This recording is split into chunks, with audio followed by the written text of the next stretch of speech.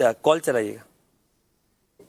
میرا پیر صاحب کی برگاہ میں سوال یہ ہے کہ اگر امام صاحب سجدے میں ہوں تو بوڑھی عمر ہے امام صاحب کی، سجدے میں ان کی 5 انگلیوں کی بجائے صرف انگوٹھے کا سر اور 7 والی انگلی کا بھی سر وہ صرف زمین سے مل رہا ہے اور باقی 3 انگلیاں جدا ہیں زمین سے، اور اتحیات میں بھی ان کی یہی حالت ہے، تو کیا امام صاحب کی اور باقی پیچھے مقتدیوں کی نماز مکمل ہو جائے گی؟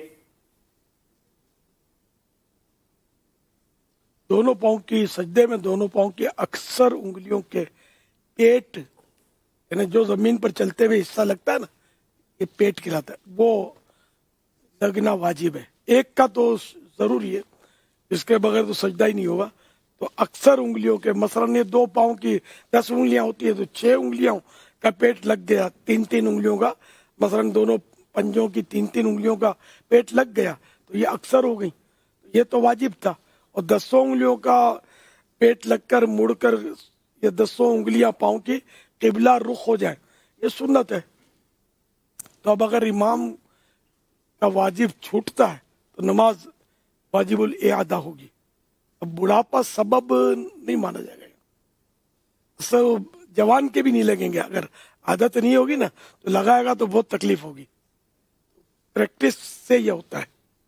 تو بڑھاپے میں تو اور گڑائی ہو جائے گی انگلیوں کی. ہاں کوئی بیماری ہو الگ بات ہے، جوڑوں میں کوئی تکلیف ہو جائے. تاہم بارہ لے کے امام اگر مجبور ہے تو پھر دوسرا امامت کرے.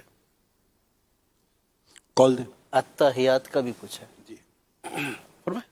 اتحیات کا بھی پوچھا، جب اتحیات میں بیٹھتے ہیں تو اس وقت بھی انگلیاں جو ہے اچھا وہ سنت ہے کہ وہ سیدھے پاؤں کی انگلیاں مڑ جائیں اور اس کو بچھا کر، جیسے الٹا بچھا کر اس پہ بیٹھ جائے، یہ سنت ہے. اس میں اگر کچھ کمزوری آ جاتی ہے تو نماز ہو جائے گی.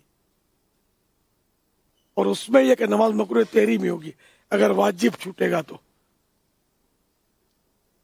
مکروہ تحریمی جو کام ہوتا ہے وہ ناجائز و گناہ ہوتا ہے.